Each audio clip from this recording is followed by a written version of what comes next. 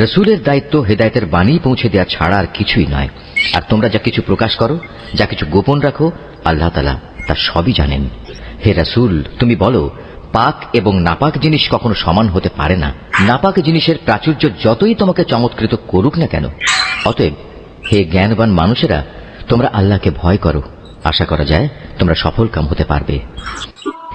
হে ইমানদার লোকেরা, আল্লাহর নবীর কাছে এমন সব বিষয় নিয়ে প্রশ্ন করো না যার জবাব প্রকাশ করা হলে তাতে তোমাদেরই কষ্ট হবে।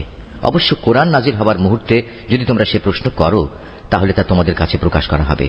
এই বিধান জারির আগে যা কিছু হয়ে গেছে তা আল্লাহ তাআলা তোমাদের মাফ করে দিয়েছেন, কেননা আল্লাহ তাআলা পরম ক্ষমাশীল ও ধৈর্যশীল। তোমাদের আগেও কিছু সম্প্রদায় তাদের নবীকে এ ধরনের প্রশ্ন করত, কিন্তু এর পরক্ষণেই তারা তা অমান্য করতে শুরু করল।